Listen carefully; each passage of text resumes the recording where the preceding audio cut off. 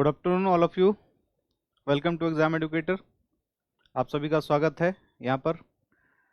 और जो टॉपिक चल रहा था अभी पी ब्लॉक एलिमेंट, आप लोगों की डिमांड पर ही चल रही है क्लासेस कि जो आप बोलते हैं वही पढ़ाया जा रहा है।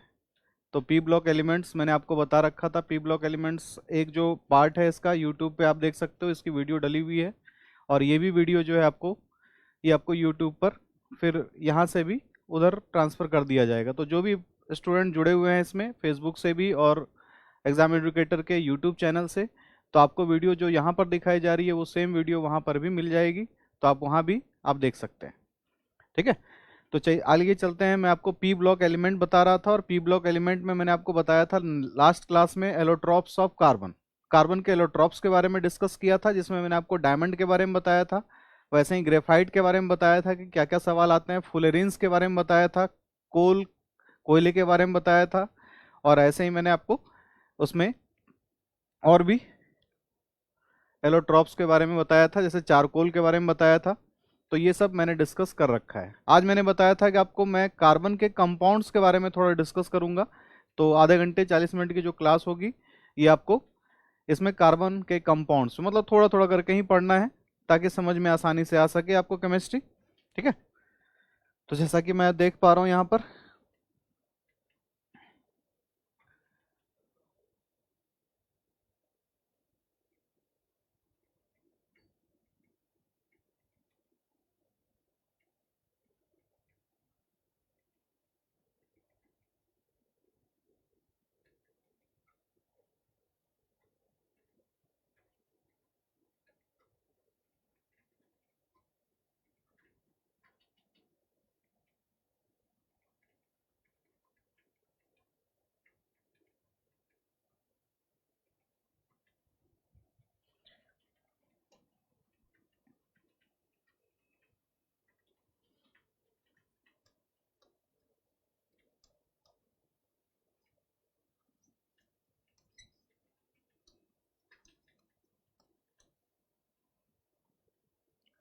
कार्बन के यौगिक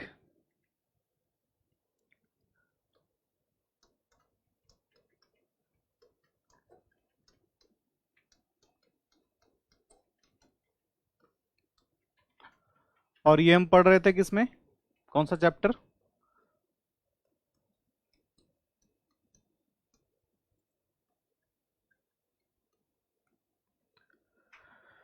पी ब्लॉक एलिमेंट्स में।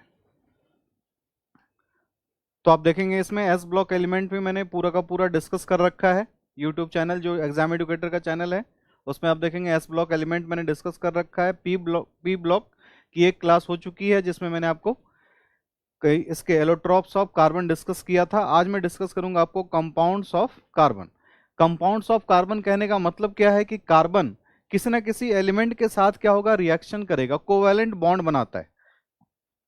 और जब कभी भी कार्बन के साथ सिर्फ आपको हाइड्रोजन बॉन्ड दिखे तो आप उसको क्या बोलेंगे, कार्बन और हाइड्रोजन का यदि सिर्फ आपको मिले, उसके साथ और भी फंक्शनल ग्रुप वगैरह जुड़ा हुआ हो, तो वही कहलाता है ऑर्गेनिक कंपाउंड्स। जैसे एक बार एक लड़के ने मुझे सवाल भेजा और उसमें ये बोला कि CO2 भी है, यहाँ पर CH4 भी है, ठीक है, और उसी तरह से इथेन, प्रोपेन, ब्यूटेन ये सब का फॉर्मूला दिया हुआ था और CO2 दिया हुआ था। तो उसमें ये बोला गया कि इसमें से ऑर्गेनिक कंपाउंड कौन सा नहीं है। तो जो CO2 है कार्बन डाइऑक्साइड है, कार्बन डाइऑक्साइड के साथ हाइड्रोजन जब तक नहीं होगा तब तक उसे हम ऑर्गेनिक कंपाउंड नहीं बोलेंगे। सिर्फ कार्बन और ऑक्सीजन के होने से ऑर्गेनिक कंपाउंड नहीं होगा, कार्बन के साथ हाइड्रोजन का होना जरूरी है, तभी वो ऑर्गेनिक कंपाउंड कहलाएगा। और जो नॉर्मल कंपाउंड्स हैं उसमें कार्बन मोनोऑक्साइड, कार्बन डाइऑक्साइड, इन दोनों से आप देखते हैं सबसे ज़्यादा सवाल पूछा जाता है। और यदि आपसे ये पूछा जाता है कि ये कार्बन जो है वो कौन सी फैमिली का मेंबर है, किस में आता है ये, तो आप देखेंगे ये किस में आता है, 14th ग्रुप।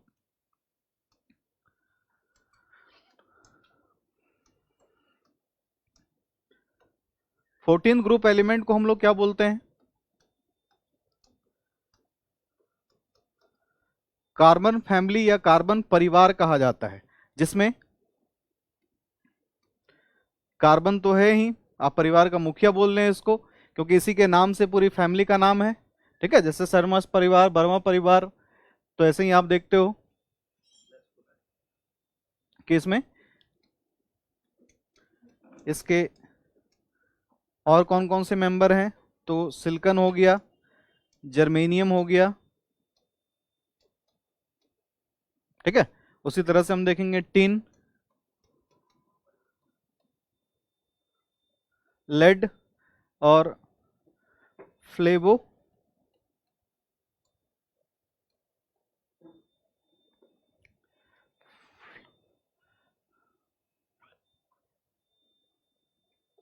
फ्लेवरोबियम,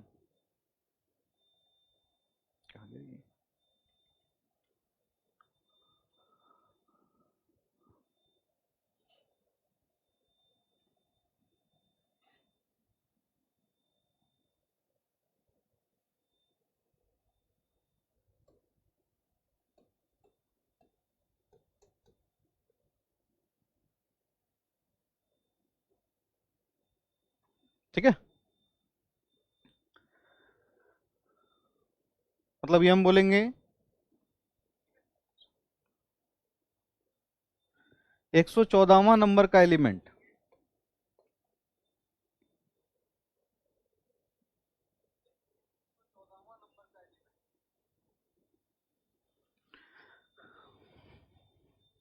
light, okay. तो आवाज जा रही है, सब कुछ सही है, लाइट वाइट प्रॉपर आपको दिख रहा है, कमेंट करके बता सकते हैं।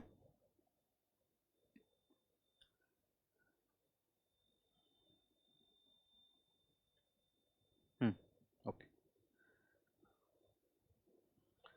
तो 14th ग्रुप एलिमेंट, जिसको हम और क्या बोलते हैं, इसको कार्बन फैमिली बोलते हैं, जिसमें आप देख रहे हो कि कितने एलिमेंट हैं, 6 एलिमेंट हैं, carbon, silicon, germanium, tin, lead और फ्लेवरोबियम। फ्लेवरोबियम जो है वो क्या है, वो 114वां एलिमेंट है, एफएल से इसको डिनोट करते हैं, 114वां। 115वां जो एलिमेंट है वो कौन सा है, तो ये आप देखेंगे मॉस्कोसियम। मॉस्कोसियम मॉस्को के नाम से बना हुआ है, लिवरमोरियम, टेनेसाइन, ऑर्गेनेशन, इस तरह से आप देखेंगे कुछ नए एलिमेंट जो जुड़े हुए हैं इसमें, वो ये सब है, ठीक है। तो इसी के बारे में आपको पढ़ना है। तो यदि आपसे ये पूछा जाए, कोई ऐसा सवाल पूछ लिया जाए कि कार्बन फैमिली में, ठीक है, कार्बन फैमिली का कौन सा मेंबर नहीं है, और यहां पर हो सकता है हटाकर इन तीनों को डाल दे और एक चौथा ऑप्शन आपको डाल दे और बोल दे क्लोरीन वहां पर लिख दे चौथा ऑप्शन में, तो जैसे ही आप देखेंगे क्लोरीन, आप बोलेंगे ये तो हेलोजन का मेंबर है, कार्बन का मेंबर तो है ही नहीं। यहां लिख दे नीचे ऑक्सीजन, तो आप बोलेंगे ऑक्सीजन भी क्या है, ऑक्सीजन की फैमिली तो अलग ही है, ठीक है। बोरॉन लिख दे तो बोरॉन भी अलग फैमिली में आ गया। तो कार्बन फैमिली के जो मेंबर हैं वो याद रखना है, carbon, silicon, germanium, tin, lead और फ्लेरोबियम, ठीक है। तो इसमें हो सकता है आपसे पूछ ले कि कार्बन फैमिली का सबसे नया सदस्य कौन सा है, या 114वें तत्व का नाम क्या है। आसान सवाल में यदि पूछा गया, जैसा कि आप एनटीपीसी के यदि एग्जाम होते हैं, ठीक है, वैसे तो अभी कंफर्म नहीं है कि कब हो रहा है, लेकिन जब भी होंगे तो आपसे ये सवाल पूछा जाएगा। इस तरह का मतलब क्वेश्चन आ सकता है उसमें, क्योंकि पीरियोडिक टेबल से बहुत सारे सवाल आपको एनटीपीसी में आते हैं। एनटीपीसी में केमिस्ट्री अच्छी करनी है तो आपको ये पीरियोडिक टेबल अच्छे तरीके से पढ़ना है, ठीक है। दिल्ली पुलिस में भी अभी आप देखोगे तो जरूरत है इसकी, मतलब ऐसी चीज आपको नहीं पढ़ना है, मतलब जो समझ में आ रहा है, कोई जरूरी नहीं है कि वो जो समझ में आ रहा है कि वही एग्जाम में आने वाला है, इसका मतलब बहुत आसान चीज भी पढ़ाई जा रही हो, ठीक है। लेकिन जो एग्जाम में आएगा वो देखना है कि हमारे एग्जाम में जो आया हुआ है वो उसमें इंक्लूड हो रहा है या नहीं हो रहा है। तो इस तरह के सवाल बनते हैं, इसलिए मैं आपको बता रहा हूं, ठीक। तो इतना याद रखना है। चलिए, गुड आफ्टरनून टिंकू सिंह, चलिए स्वागत है आप सभी का। तो यहां से इतना हो गया, ये ध्यान रखना है कि कौन से ग्रुप में आता है। यदि पूछ लिया गया कार्बन कौन से ग्रुप में आता है, तो आप बोल सकते हैं कि 14th ग्रुप में आता है। 14th ग्रुप कौन से ब्लॉक में आएगा, तो कौन से ब्लॉक में है, पी ब्लॉक। इसका मतलब कार्बन पी ब्लॉक में क्यों रखा गया, तो आप बोलेंगे कार्बन का जब हम इलेक्ट्रॉनिक कॉन्फ़िगरेशन लिखते हैं तो हम क्या लिखते हैं, 1s2, 2s2 और 2p6 लिख देते हैं। सॉरी, 2p6 नहीं लिखेंगे क्योंकि 6 तो है ही नहीं, 2p2 लिखेंगे। और कार्बन का आप देखेंगे एटॉमिक नंबर कितना है, 6 है। इसका मतलब इसमें इलेक्ट्रॉन की संख्या भी कितनी है, 6 है। जितना परमाणु संख्या उतना ही इलेक्ट्रॉन और उतने ही प्रोटॉन। तो जब हम इलेक्ट्रॉनिक कॉन्फ़िगरेशन लिखते हैं तो ऊपर वाला जो नंबर है ये इलेक्ट्रॉन के नंबर को डिसाइड करता है। तो ऊपर में जो ये आप देख रहे हो कि यहाँ भी 6, तो इसको भी हमें पूरा क्या करना है, 6 के बराबर करना होगा। इन तीनों को आप जोड़ के देखो, 6 आ गया। ठीक है, इसका मतलब हमारा इलेक्ट्रॉनिक कॉन्फ़िगरेशन सही है, और सीक्वेंस भी यही है कि 1s2 2s2 2p2। ठीक है, तो हम बोलेंगे लास्ट वाला इलेक्ट्रॉन कौन से ऑर्बिटल में चला गया, p ऑर्बिटल में। तो इसीलिए हम क्या बोलेंगे, इलेक्ट्रॉनिक कॉन्फ़िगरेशन जब हम लिखेंगे तो हम देखेंगे कि लास्ट इलेक्ट्रॉन यदि p ऑर्बिटल में है, इसका मतलब ये एलिमेंट कौन से ब्लॉक में होगा, p ब्लॉक में होगा। यदि हम सोडियम का लिखते हैं इलेक्ट्रॉनिक कॉन्फ़िगरेशन, तो क्या लिखते हैं, 1s2 2s2 2p6 3s1। अब यहां पर आप बोलेंगे कि ये जो हमने लिखा हुआ है 3s1, तो यहाँ क्या दिख रहा है कि 6 4 10 1 11 हो गया, बराबर हो गया इसके। और हम देख रहे हैं कि लास्ट वाला जो है इलेक्ट्रॉन वो कहाँ है, s ऑर्बिटल में है। तो हम देखते भी हैं कि सोडियम जो है वो कौन से ब्लॉक में होता है, s ब्लॉक में होता है। तो क्या इलेक्ट्रॉनिक कॉन्फ़िगरेशन आप जानते हो तो उससे आप ब्लॉक भी पता कर सकते हो।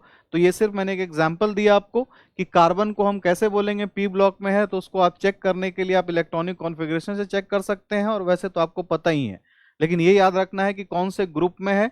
तो आप बोलेंगे 14th ग्रुप का ये मेंबर है, जिसमें कार्बन के साथ सिलिकॉन, जर्मेनियम, टीन, लेड, ठीक है, और एक जो है फ्लोरोबियम आ जाता है। चलिए, कोई डाउट यहाँ पे?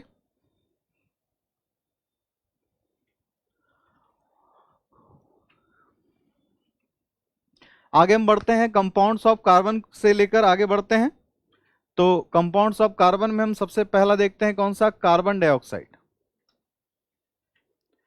कार्बन डाइऑक्साइड की जो हम देख रहे हैं कि कार्बन का एक कंपाउंड है। कंपाउंड का मतलब क्या होता है, जब दो तत्व आपस में मिलते हैं एक निश्चित अनुपात में, तो वो यौगिक का निर्माण करते हैं। तो यहां पर आपसे क्या क्या सवाल इसमें पूछ सकता है, तो ये पूछ सकता है इसमें कि ये कैसा होता है। तो आप बोलेंगे कार्बन डाइऑक्साइड जो है वो कलरलेस होता है और ऑर्डरलेस भी होता है।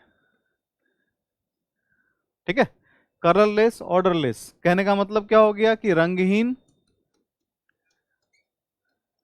और क्या हो गया ये, मतलब इसमें ऑर्डर का मतलब क्या हो गया, गंध, तो गंधहीन हो गया। तो कार्बन डाइऑक्साइड आपके आसपास उपस्थित होगा लेकिन आपको गंध नहीं होगी इस चीज की, क्योंकि ये गैस ऐसी है जो ऑर्डरलेस भी है और कलरलेस भी है। ठीक है, कार्बन डाइऑक्साइड।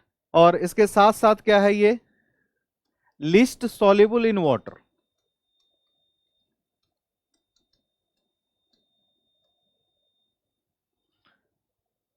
मतलब ये बहुत ज्यादा घुलनशील नहीं है। लिस्ट कहने का मतलब कम घुलनशील है, घुलनशील तो है लेकिन कैसा है, कम घुलनशील है। ठीक है, तो कम घुलनशील होने के कारण आप बोल सकते हो कि उतना ज्यादा कोई दिक्कत उस तरह की नहीं है। कि हम लोग पानी यदि खुले में रखते हैं तो कार्बन डाइऑक्साइड पानी में घुल सकता है, लेकिन बहुत कम मात्रा में, बहुत ज्यादा मात्रा में ये नहीं घुल सकता। ठीक है, इसके बाद फिर हम आगे देखते हैं कि इससे आपको क्या बोलेगा, मॉलिक्यूलर मास पूछ सकता है, इससे आणविक भार पूछ सकता है कि कार्बन डाइऑक्साइड का मॉलिक्यूलर मास कितना है। तो आप बोलेंगे कार्बन डाइऑक्साइड का, कार्बन का कितना होता है, 12 होता है। ऑक्सीजन का कितना होता है, 8 और 16 लिखते हैं हम। ठीक है, और यही आपसे पूछ ले कि कितना होता है CO2 का, तो आप बोलेंगे इसका मॉलिक्यूलर मास जो होगा वो हम जोड़ देंगे। कार्बन का 12 है, ऑक्सीजन कितने हैं, 2 ऑक्सीजन है, और एक ऑक्सीजन का कितना, 16 है। तो 32 और 12 कितना हो जाएगा, हम बोलेंगे 44, और इसको किस में डिनोट करते हैं, U। ठीक है, यूनिफाइड मास, या जब कैलकुलेशन में कभी कभी ग्राम में भी लिख के दे देता है, लेकिन आपको ये जानना है IUPAC ने जो इसके लिए सिंबल बनाया है यूनिफाइड मास, वो U है। ठीक है, चलिए, तो यहां से ये धीरे धीरे आपको ये पता चलता रहेगा कि किस तरह के सवाल आते हैं। अभी आपको कार्बन डाइऑक्साइड से एक और सवाल क्या आ जाएगा, कार्बन डाइऑक्साइड से एक सवाल आ जाएगा कि इसमें ड्राई आइस,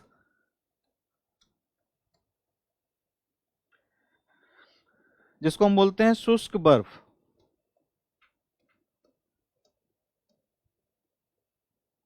ड्राई आइस और शुष्क बर्फ,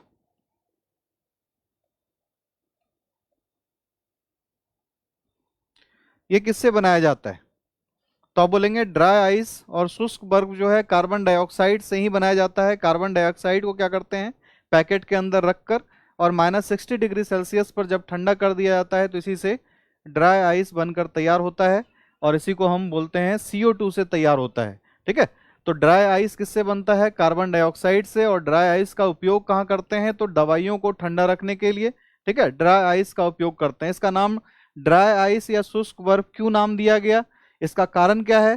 ठीक है, तो इसका कारण यही है कि इसको बिना पानी के बनाया जाता है। मतलब यदि आपसे पूछा जाए ये भी क्वेश्चन कि ड्राई आइस में कितना % वाटर होता है, तो आप बोलेंगे 0% वाटर होता है, और ये जो आइस है इसमें क्या होता है? 100% इसमें कार्बन डाइऑक्साइड से ये बनता है। ठीक है, याद रहेगा। यदि क्वेश्चन पूछा जाए शुष्क बर्फ में कितना वाटर होता है, कितनी जल की मात्रा होती है, तो आप बोलेंगे शुष्क बर्फ में जल की मात्रा नहीं होती, क्योंकि इसमें पूरा का पूरा शुद्ध रूप से क्या होता है? Carbon dioxide.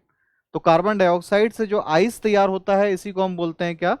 Dry ice. ठीक है, तो आपसे ये सवाल भी पूछा जा जाएगा, ये पूछा जाता है। कोई डाउट इसमें? बताइए।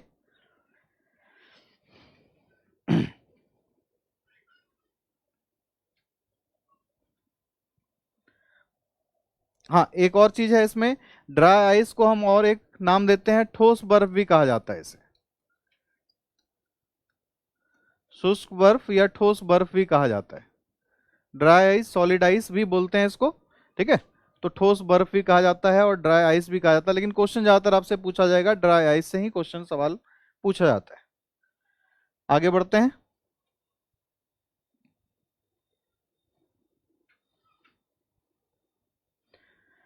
फिर हम देखते हैं CO2 से और क्या सवाल पूछा जा सकता है। तो CO2 के बारे में ये क्वेश्चन पूछा जा सकता है कि ग्रीन हाउस गैस है ये।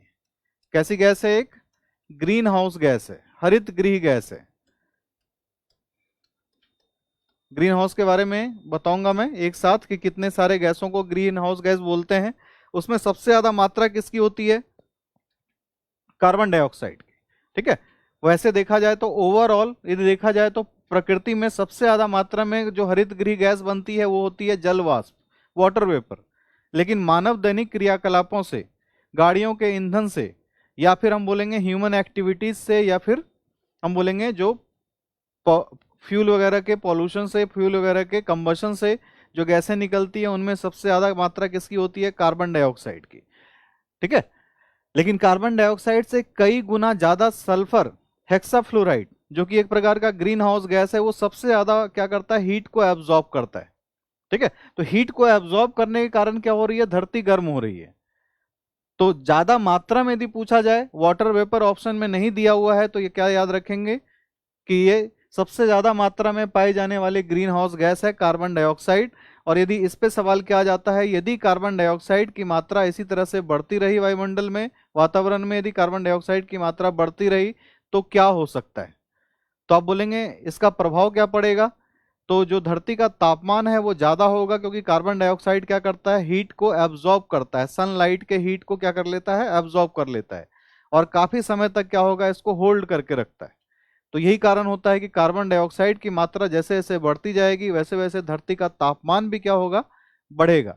और यही टर्म आया हुआ है ग्लोबल वार्मिंग की। पिछले 100 साल में धरती का औसत तापमान जो है 1 डिग्री सेल्सियस के हिसाब से बढ़ गया। ठीक है, तो इसीलिए इसको नाम दिया गया है ग्रीन हाउस गैसेस, क्योंकि ग्रीन हाउस जो हम लोग बनाते हैं सब्जियों वगैरह की खेती के लिए, फूलों की खेती के लिए, या ग्लास हाउस आप देखते होंगे नर्सरी वगैरह में, तो वहां भी यही होता है कि जो छोटे पौधे होते हैं उनको ठंड वगैरह ना लगे, मतलब बहुत ज़्यादा यदि टेम्परेचर कम है तो उनको टेम्परेचर ज़्यादा करने के लिए क्या करते हैं? ग्रीन हाउस, एक पॉलीथीन का हाउस बना देते हैं, जिसमें सूर्य की किरणें आएंगी तो जरूर, लेकिन जाएंगी बहुत देर से।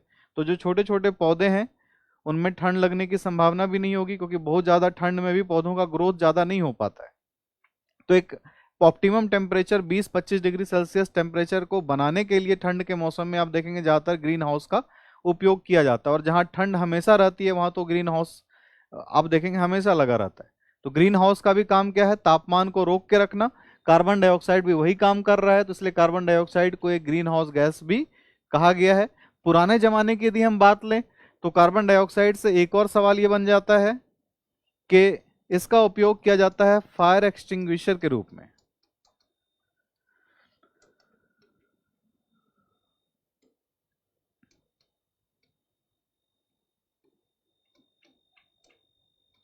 इसे अग्निशमन गैस भी कहा जाता है। ठीक है, अग्निशमन गैस भी कहा जाता है किसको?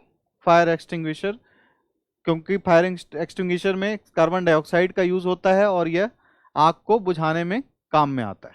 ठीक है, आग को बुझाने में कहीं आग लगती है तो वहां पर जो सिलेंडर होता है कार्बन डाइऑक्साइड का होता है, लेकिन आजकल आप देखेंगे मोनो अमोनियम फॉस्फेट का यूज किया जा रहा है। ठीक है, MAP करके लिखा रहता है, mono ammonium phosphate. Mono ammonium phosphate का आजकल धड़ल्ले से ज्यादा यूज किया जा रहा है। मैं लिख देता हूं यहाँ पर कि फायर एक्सटिंग्विशर में आजकल जो यूज किया जा रहा है अपडेट भी होते रहना है। कोई जरूरी नहीं है कि जो प्रीवियस एग्जाम में पूछा गया वही आएगा। ठीक है, तो अपडेशन जरूरी है। मोनो अमोनियम फॉस्फेट,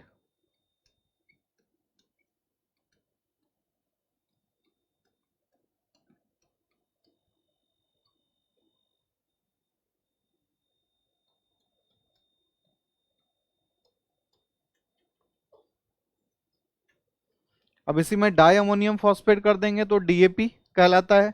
इसको शॉर्ट फॉर्म में क्या बोलेंगे हम? MAP। तो अभी ज़्यादातर आप ऑफिस में, मॉल में ज़्यादातर जो आप फायर एक्सटिंग्विशर सिलेंडर देखते हैं उसमें जो है ये मोनो अमोनियम फॉस्फेट का इस्तेमाल किया जा रहा है। ठीक है, अभी एक हमसफर एक्सप्रेस में फायर बॉल भी लगाया जा रहा था प्लास्टिक वाला, तो प्लास्टिक वाले इस फायर बॉल में क्या होता है? मोनो अमोनियम फॉस्फेट ही भरा जाता है। तो आजकल नया वाला जो है वो यही है, मोनो अमोनियम फॉस्फेट। पुराने जमाने में हम लोग किसका यूज करते आ रहे हैं? कार्बन डाइऑक्साइड का।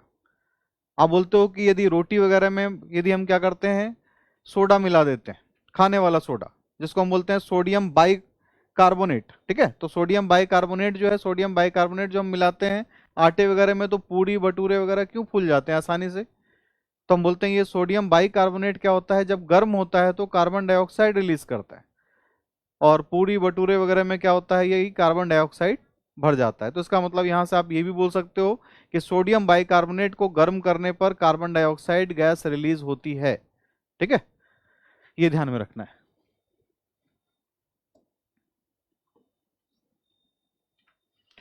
तो कार्बन के कंपाउंड्स में कार्बन डाइऑक्साइड के बारे में आपने पढ़ लिया। नेक्स्ट हम चलते हैं इसमें, तो हम ये देखते हैं कार्बन मोनोऑक्साइड। क्या देखेंगे? Carbon monoxide. इसके बारे में भी हम दो चीज जानते हैं, एक तो कलरलेस, दूसरा ऑर्डरलेस। तो हमारे शरीर के अंदर ये आएगा तो हमें पता भी नहीं चलेगा, रंगहीन और गंधहीन। ठीक है, साथ ही साथ क्या होगा? Insoluble in water.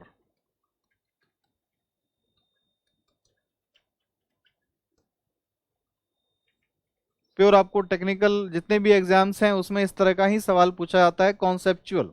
ठीक है, कॉन्सेप्ट आपका क्लियर रहना है कि इस कार्बन मोनोऑक्साइड जो है वो क्या है? कलरलेस है, ऑर्डरलेस है, और ये इनसॉल्युबल इन वाटर, जल में क्या है? अघुलनशील है। ठीक है, तो जल में कार्बन मोनोऑक्साइड होने की संभावना नहीं है। हालांकि कार्बन मोनोऑक्साइड से आपको ये भी सवाल पूछा जाएगा कि इसका क्या क्या उपयोग किया जा सकता है, कॉमर्शियल क्या क्या उपयोग इसका कर सकते हैं। तो कार्बन मोनोऑक्साइड के साथ यदि हम देखें H2 को जब मिलाया जाता है, कार्बन मोनोऑक्साइड के साथ जब H2 को मिलाया जाता है तो ये इंडस्ट्रियल फ्यूल बन जाता है। इंडस्ट्रियल फ्यूल इसलिए बोलते हैं इसको क्योंकि इंडस्ट्री में तो इसका उपयोग किया जाता है, लेकिन हमारे घरों में या हमारे निजी कामों में इसका उपयोग नहीं किया जाता। तो इसलिए हम CO प्लस H2 को हम क्या बोलते हैं? इंडस्ट्रियल फ्यूल बोलते हैं।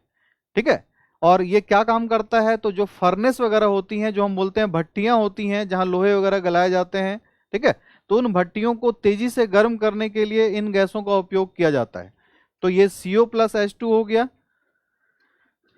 क्या नाम से जाना जाता है इसे? Water gas. एक बार नहीं हजारों बार ये सवाल आया हुआ है कि वाटर गैस किसे कहा जाता है, तो आप लिखेंगे CO plus H2, water gas इसको हम बोलते हैं। साथ ही साथ इसका एक दूसरा नाम भी है, सिन गैस भी बोला जाता है, और इसी का एक तीसरा नाम भी है, सिंथेसिस गैस भी बोला जाता है।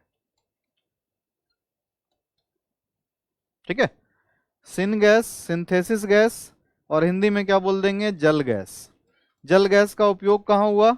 तो भट्टियों को तेजी से गर्म करने के लिए जल गैस का उपयोग करते हैं। और ये क्वेश्चन बन जाता है कि CO प्लस H2 को किस नाम से जाना जाता है। ये आप देखेंगे पिछली बार आपको हरियाणा PCS में भी प्री में ये क्वेश्चन आया हुआ था। ठीक है, और इसमें सीजीएल ने तो पूछा हुआ ही है पहले भी, तो कई सारे एग्जाम में ये क्वेश्चन पूछा गया, बिहार पीसीएस में पूछा गया है, कई जगह पर ये सवाल आया हुआ है, और एनसीईआरटी में एकदम पढ़ेंगे जब आपको क्लियरली दिख जाएगा वहां पर। ठीक है,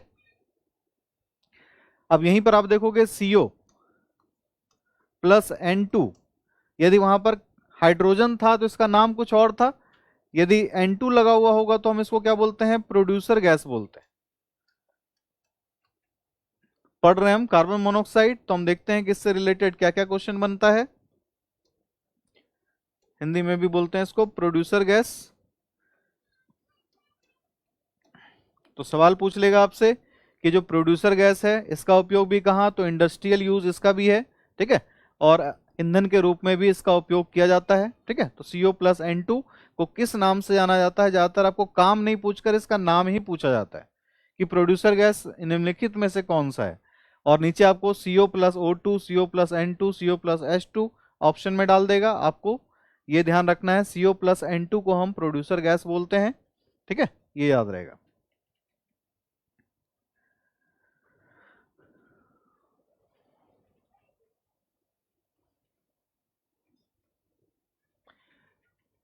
एक यहां से क्वेश्चन बनता है कार्बन मोनोऑक्साइड से कि कार्बन मोनोऑक्साइड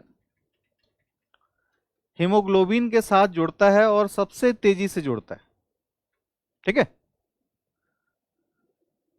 हीमोग्लोबिन के साथ जुड़ता है और बहुत ही तेजी से जुड़ता है, इसका नाम क्या है?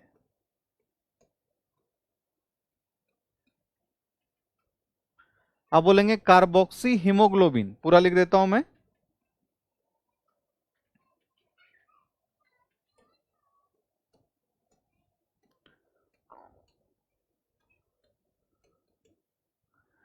ठीक है, कार्बोक्सी हीमोग्लोबिन, कई बार ये क्वेश्चन पूछा गया है कि हीमोग्लोबिन के साथ यदि कार्बन मोनोऑक्साइड जुड़ा हुआ हो तो इसको हम क्या बोलेंगे, कार्बोक्सी हीमोग्लोबिन बोलेंगे। ठीक है, तो आपके दिमाग में ये भी चल रहा होगा कि ये तो फिर हीमोग्लोबिन ऑक्सीजन के साथ भी जुड़ता है, तो ऑक्सीजन के साथ जुड़ेगा तो हम क्या बोलेंगे, ऑक्सी हीमोग्लोबिन।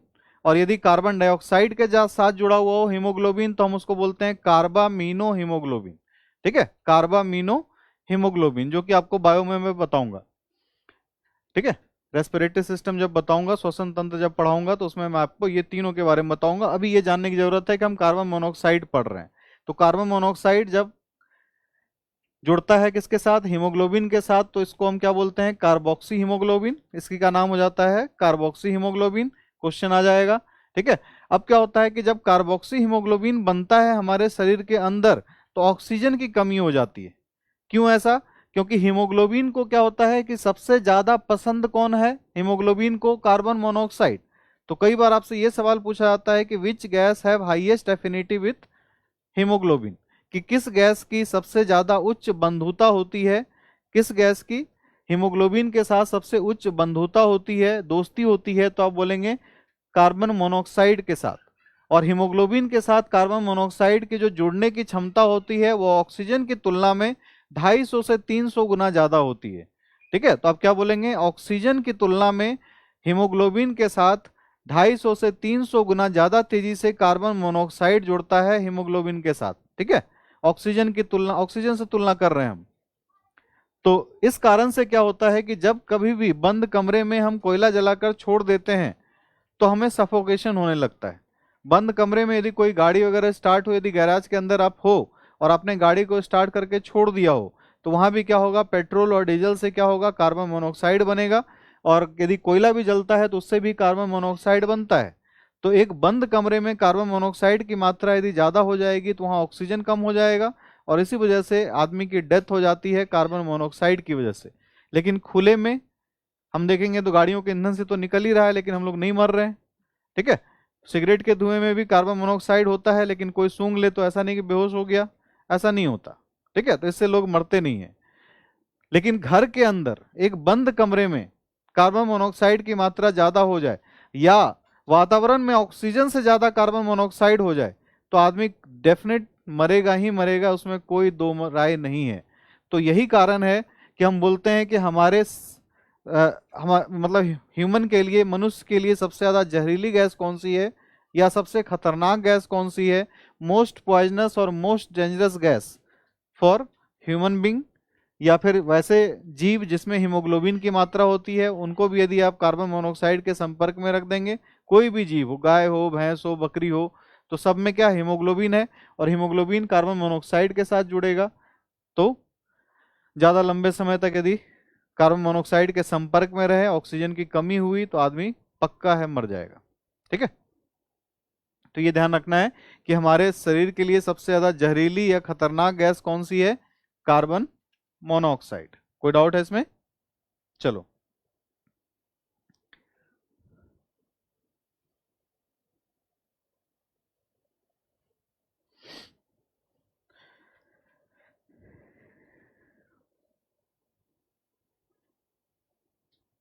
हम्म,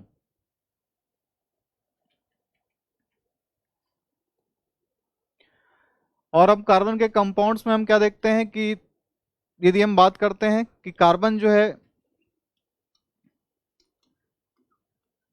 एक प्रॉपर्टी शो करता है जिसको हम बोलते हैं कैटिनेशन। ठीक है, जिसको हम बोलेंगे श्रृंखलन। तो कैटिनेशन होता क्या है?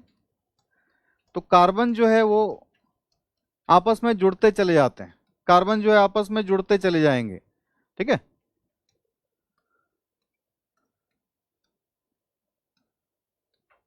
तो कैटिनेशन के बारे में यदि आपसे पूछा जाए कि कैटिनेशन क्या होता है, तो ऑप्शन में आप देखेंगे लिखा हुआ रहेगा linkage of same element into longer chains. ठीक है, तो हम बोलेंगे कि जो है सेम समान तत्वों का आपस में जुड़ना और एक लंबा श्रृंखला का निर्माण करना ही श्रृंखलन कहलाता है, कैटिनेशन कहलाता है। और कैटिनेशन सबसे ज्यादा जो शो करता है वो कार्बन ही एलिमेंट करता है। तो इसलिए कई बार ये क्वेश्चन पूछ लेता है व्हाट इज कैटिनेशन, श्रृंखलन क्या है? तो कार्बन अपने जैसे कार्बन के साथ जुड़कर एक लंबा चेन बनाना, इसी प्रक्रिया को हम क्या बोलते हैं? Catenation, linkage linkage of same element, ठीक है, इनटू लॉन्ग चेन्स।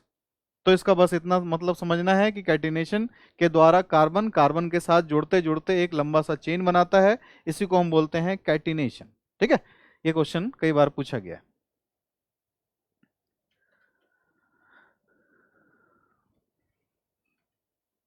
कार्बन से और आपको सवाल ये पूछा जाता है कि कार्बन मुख्य रूप से क्या होता है? तीन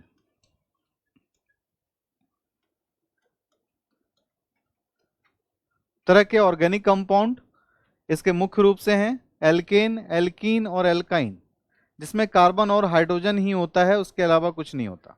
ठीक है, तो एल्केन, एल्कीन और अल्काइन,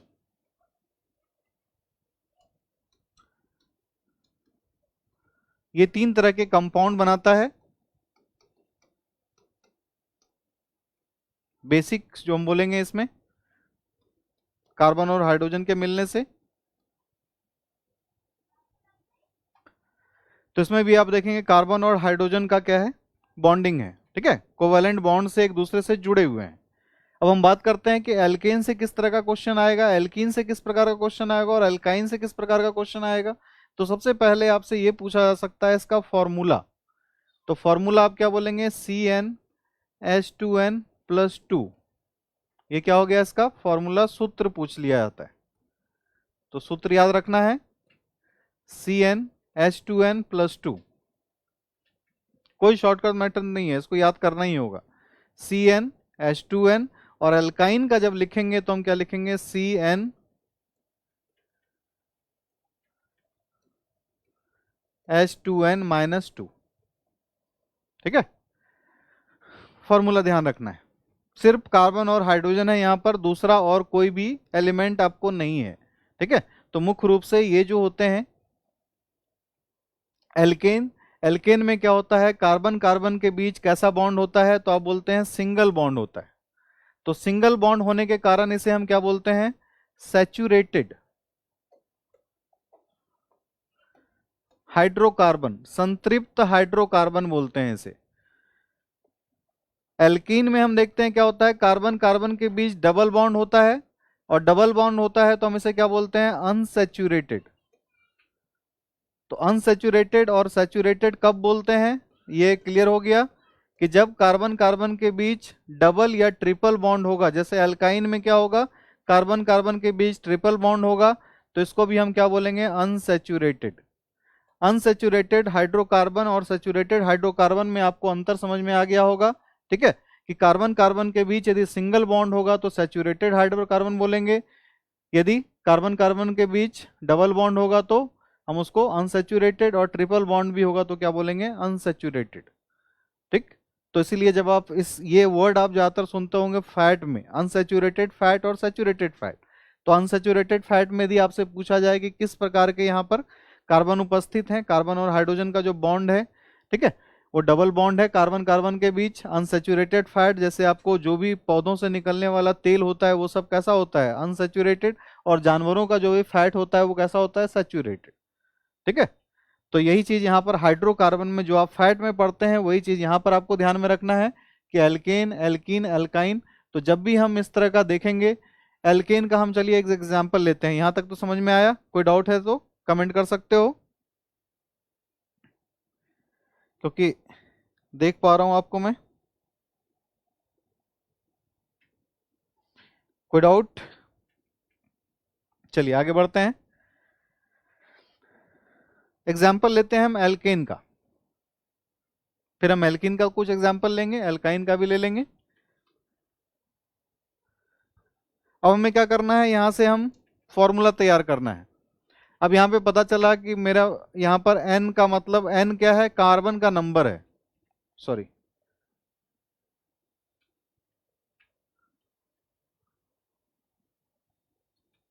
n क्या है, यहां पर कार्बन का नंबर है। तो यहां पर मान लेते हैं कार्बन का नंबर यदि 1 है, ठीक है, मतलब n का मान क्या हो गया, 1 हो गया, तो यहां पर हम पुट कर देंगे 1। h का क्या हो गया, 2n है, तो n के जगह पर क्या है, 1 है, n का मान तो 1 है, तो 2 इंटू 1 हो गया और प्लस 2 हो गया। तो इसको आप देखेंगे 1 है तो 1 हम लिखते नहीं है, तो इससे क्या होगा, 2 प्लस 2 हो जाएगा, क्योंकि 2 इंटू 1 2 ही होगा, और प्लस 2 कितना हो गया, 4। तो अब आप बोलेंगे कि ये हमने जो बनाया वो क्या हो गया, ये मीथेन का फॉर्मूला हो गया। ठीक है, एक कार्बन होने के कारण क्या हो गया, ये मीथेन का फॉर्मूला हो गया। अब मीथेन ही एक ऐसा, आप बोल सकते हो कि एल्केन है, मीथेन ही एक ऐसा एल्केन है जो प्राकृतिक रूप से पाया जाता है। कहाँ कहाँ पाया जाता है ये, मार्शी एरिया।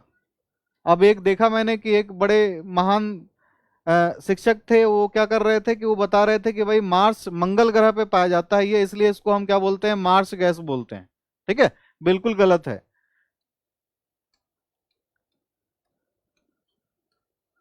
वैसे तो बोलना नहीं चाहिए, लेकिन क्या होता है कि कभी गलत पढ़ा रहे हो तो वो दिक्कत हो जाती है, कि उससे क्या होगा कि फिर मैं जब सही पढ़ाऊंगा तो वो बोलेगा कि ये तो गलत पढ़ा रहा है। तो मार्सी एरिया का मतलब क्या हो गया, दलदली क्षेत्र, ना कि मंगल ग्रह। ऐसा देखेंगे, वीडियो पड़ा हुआ है, नाम नहीं लूंगा, आपको कहीं ना कहीं दिख ही जाएगा कि मार्स, मार्स गैस कभी नहीं मीथेन को बोला जाता है, इसलिए नहीं कि मंगल पे पाया जाता है, इसलिए बोला जाता है कि दलदली क्षेत्रों से ये क्या होता है, प्राकृतिक चीजों के, जैसे प्राकृतिक वनस्पतियों के सड़ने गलने से क्या होता है कि ये मीथेन गैस तैयार होता है। तो इसलिए दलदली क्षेत्रों की तरफ यदि हम जाएंगे, कच्छ रण की खाड़ी क्या है, उधर भी दलदली क्षेत्र है, समुन्द्र के समुन्द्र के किनारे किनारे वाला जो इलाका है दलदली क्षेत्र है, तो उस जगह पर मीथेन के अपार भंडार होते हैं। तो एकमात्र ये एल्केन है इस प्रकार का जो प्राकृतिक रूप से पाया जाता है, और इसी मीथेन को हम लोग जमा कर कर कई प्रकार के उपयोग में लाते हैं। जैसे आप सीएनजी यदि तैयार करते हैं तो मीथेन से तैयार करते हैं, या एलपीजी में मीथेन नहीं होता। ठीक है, उसी गुरुजी ने ये भी बता दिया था कि एलपीजी में भी मीथेन होता है, तो एलपीजी में कभी भी मीथेन नहीं होता है, इस बात को ध्यान में रखना, सही पढ़ना, गलत मत पढ़ना। ठीक है, तो यहां पर आप देखोगे कि मीथेन कहाँ कहाँ उपस्थित होता है। पहले मैं लोकेशन इसका बता दूं, तो एक आपसे यहां से क्वेश्चन हो जाएगा कि पैडी फील्ड्स में भी, अभी बरसात का समय है, हर जगह आप देख रहे हैं धान की रोपाई हो रही है, तो धान के खेतों में हमेशा कैसा रहेगा, उस जगह पर माहौल, पानी रहेगी। पानी रहेगी तो क्या होगा, बहुत सारी चीजें सड़ती गलती रहेंगी, और प्राकृतिक रूप से जो चीजें सड़ गल सकती हैं, जैसे धान की पत्तियां हो गई, कीड़े मकोड़े हो गए, ठीक है। तो ये खास करके वनस्पतियों वगैरह के सड़ने से क्या होता है कि मीथेन का निर्माण होता है, क्योंकि इन एरिया में, इन जगहों पर क्या होता है, एक बैक्टीरिया होती है जिसका नाम है मिथेनोजेंस। और मिथेनोजेंस एक ऐसी बैक्टीरिया है जो धरती पर सबसे पहले आने वाले जीवों में से एक, इसका नाम बताया गया है। मिथेनोजेंस एक ऐसी बैक्टीरिया है जो धरती पर बहुत पहले आई हुई है। तो यही वैज्ञानिक संभावना लगाते हैं कि मंगल पे भी मीथेन है, चंद्रमा पे भी मीथेन है, और पृथ्वी पर तो मीथेन है ही। तो जैसे मीथेन यहाँ पर संभव है, इसका मतलब मीथेन यदि मंगल पे भी है तो वहां पर भी जीवन की संभावना है। उसी चीज पर अभी क्या हो रहा है, वैज्ञानिक दिमाग लगा रहे हैं कि आने वाले समय में आप देखेंगे मंगल पर भी लोग रहना शुरू कर सकते हैं, क्योंकि पानी तो मिल ही गया, पानी है तो हाइड्रोजन और ऑक्सीजन का मिश्रण है, ठीक है। लेकिन वो कितना है, क्या है, अभी पूरी जानकारी हम नहीं जान पाए। तो आने वाले समय में ये पता चलेगा हमें। तो इसी तरह से आप देखोगे मीथेन को एक और नाम दिया गया है, इसको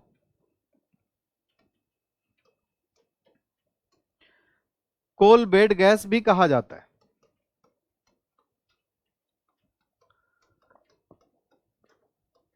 ठीक है, कोल बेड गैस।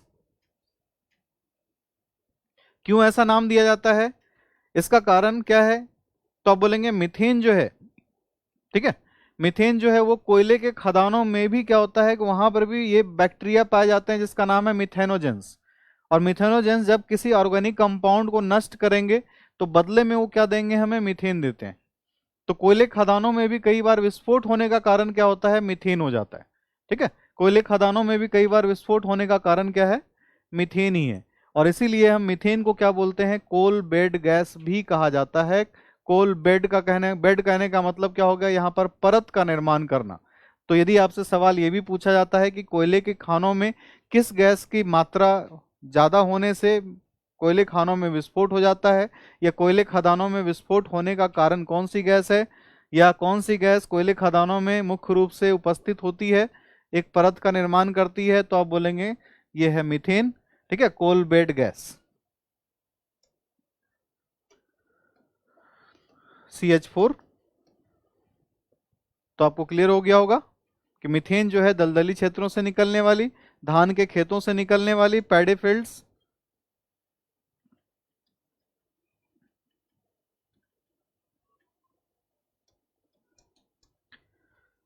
ये भी क्वेश्चन कई बार पूछा गया है, ठीक है, इस तरह क्वेश्चन आते रहता है। क्यों हम इसे मार्श गैस बोलते हैं, क्योंकि ये मार्शी एरिया से निकलता है, दलदली क्षेत्रों से निकलता है, तो इसको हम क्या बोलते हैं, मार्श गैस के नाम से भी जानते हैं, ठीक है।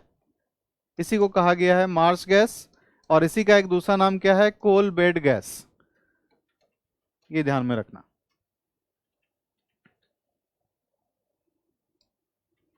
ठीक है। कोई डाउट, आगे बढ़े।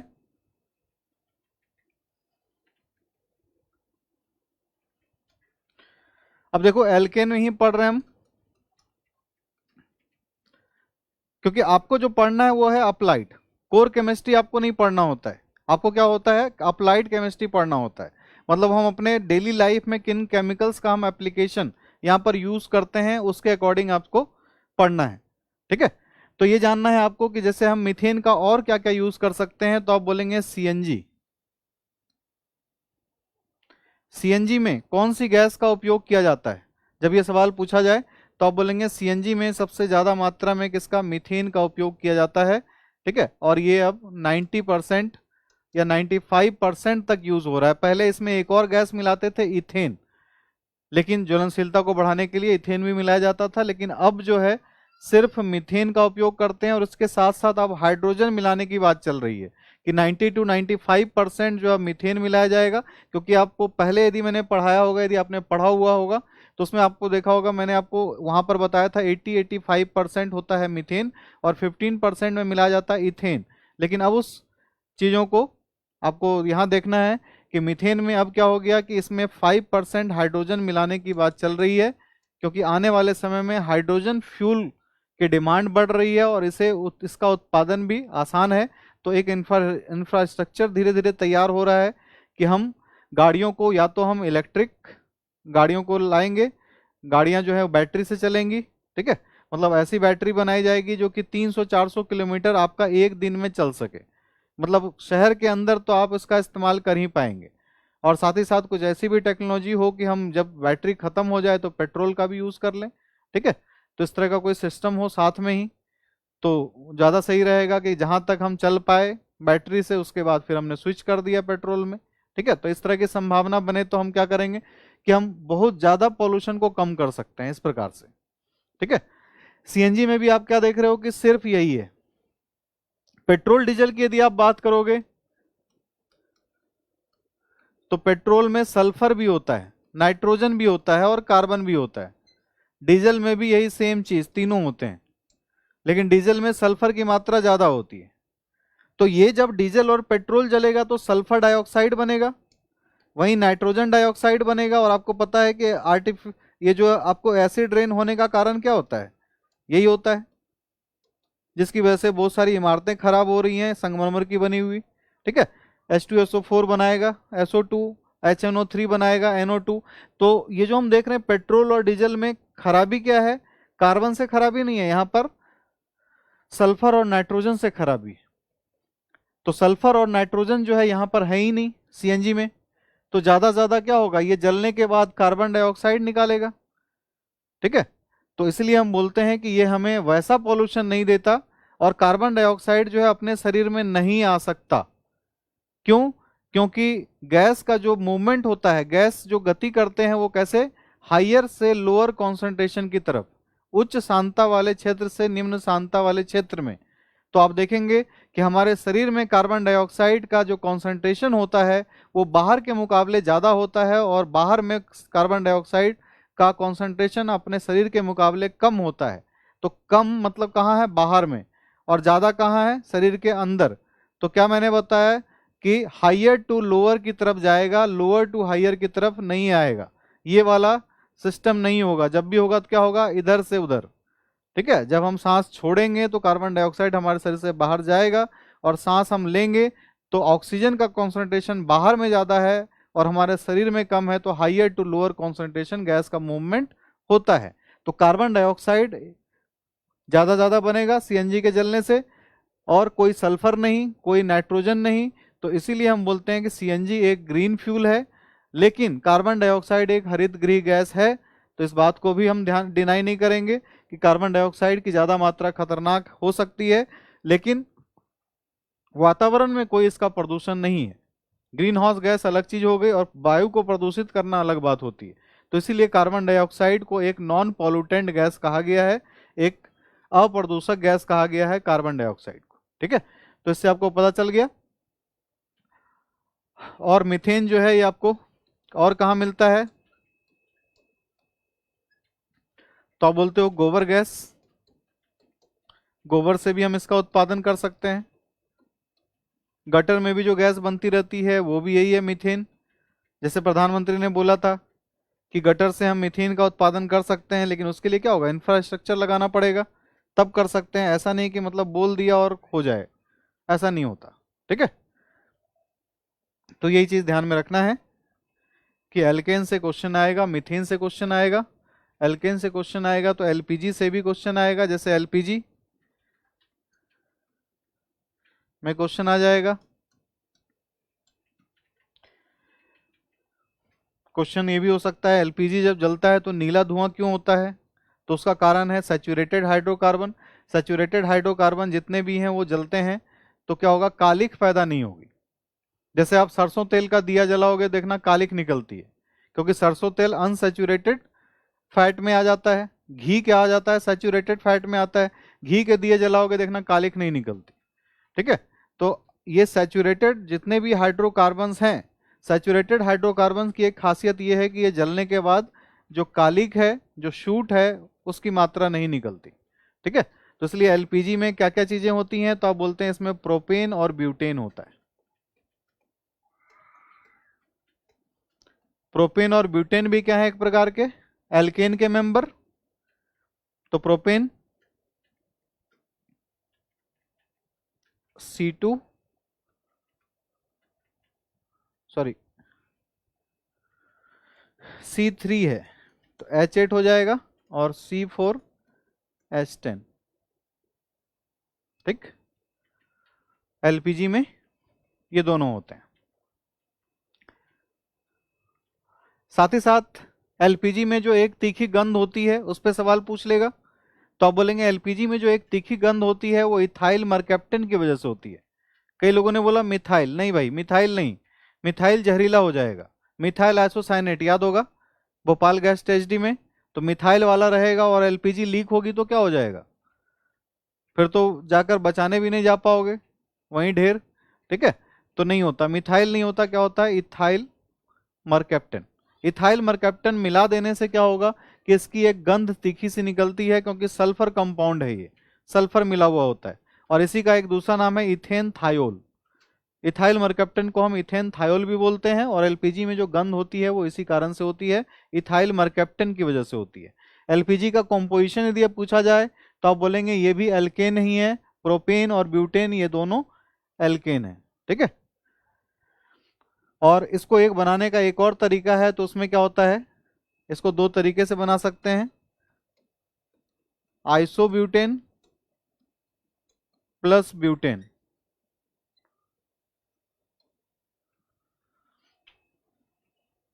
ठीक है, क्योंकि ब्यूटेन का दो आइसोमर होता है, प्रोपेन का कोई आइसोमर नहीं, सिर्फ एक आइसोमर है प्रोपेन, और इथेन का भी एक ही है। वैसे ही ब्यूटेन का हम देखेंगे तो दो आइसोमर होता है, आइसोब्यूटेन और ब्यूटेन। ठीक है, तो ये क्या होता है कि आजकल एलपीजी बनाने का ये भी तरीका है, एलपीजी इससे भी बनाया जा रहा है। तो इसलिए हम बोलते हैं कि एलपीजी में सिर्फ और सिर्फ ब्यूटेन होता है। यदि किसी ने पढ़ा दिया कि मीथेन होता है तो गलत है। ठीक है, और इथाइल मरकैप्टन, एलपीजी में तीखी गंध का कारण क्या है, इथाइल मरकैप्टन, और इसी को हम बोलते हैं इथेन थायोल। तो आप देख रहे हो सिर्फ कार्बन से कितने सारे सवाल बन सकते हैं। ठीक है, कितने सारे सवाल बन जाते हैं सिर्फ कार्बन से, तो ये ध्यान रखना है।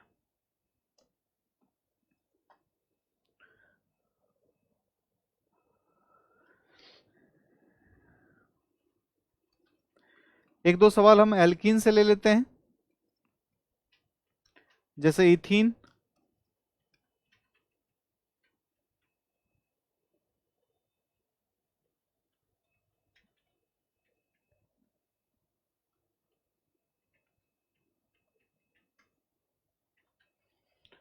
Propene, butene. तो ये सब आप देखेंगे इथीन, प्रोपीन, ब्यूटीन, ये सब क्या है, CnH2n। ठीक है, मतलब जितना कार्बन रहेगा उतना हम क्या करेंगे, कार्बन के नंबर को 2 से गुणा कर देंगे।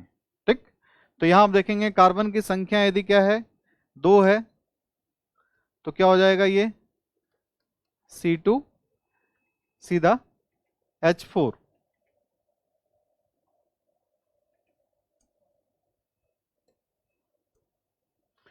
यहाँ पे 3 कार्बन का है प्रोपीन, तो C3 और S6, C4H8। तो इस फॉर्मूले से आप एल्कीन निकाल सकते हैं। और वैसे ही आप देखते हो तो पॉलीप्रोपीन, पॉली पॉलीथीन। ठीक है, तो ये सब क्या होता है कि पॉलीमर वगैरह तैयार किया जाता है, पॉलीथीन इसी से तैयार होता है, इथीन से।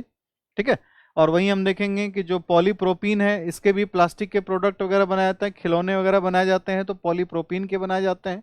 ठीक है, तो इस तरह का सवाल आपसे पूछा जा सकता है, जो कि मैंने पॉलीमर में ऑलरेडी पढ़ा रखा है। आप देखेंगे पॉलीमर वाला भी वीडियो, ठीक है, एग्जाम एडुकेटर चैनल पर, वहां भी आपको मिल जाएगा पॉलीमर का वीडियो, पूरा का पूरा पॉलीमर मैंने पढ़ा रखा है। ठीक है, A to Z पॉलीमर में जितने सवाल आ सकते हैं वो सब के सब आपको उसमें पढ़ाए हुए हैं। तो आप सर्च करेंगे पॉलीमर वाला एग्जाम एडुकेटर चैनल पर, उसमें आपको पूरा का पूरा मिलेगा। तो एल्किन में ज़्यादा ज़्यादा यही सवाल पूछा जा सकता है, जो कि ऑलरेडी पॉलीमर में मैंने पढ़ा रखा है, वो आप देख लेना कि पॉलीथीन, पॉलीप्रोपीन, इस तरह की चीज़ें बनाई जाती हैं। एल्काइन, जो हम बोलते हैं कार्बन कार्बन के बीच क्या होगा कि ट्रिपल बॉन्ड। ठीक है, और यहाँ पर CnH2n-2, तो इसलिए आप देखते हो कि एसिटिलीन होता है इसका बेसिक, तो एसिटिलीन का फॉर्मूला C2H2। ठीक है, क्योंकि आप देखोगे कार्बन यदि कितना है, 2 है, तो 2 दूना 4 -2 हो जाएगा, एसिटिलीन हो गया। इसी तरह से इसका दूसरा और जो मेंबर होता है वो कौन सा हो जाता है, तो प्रोपाइन हो जाता है। इसी को हम इथाइन भी बोलते हैं।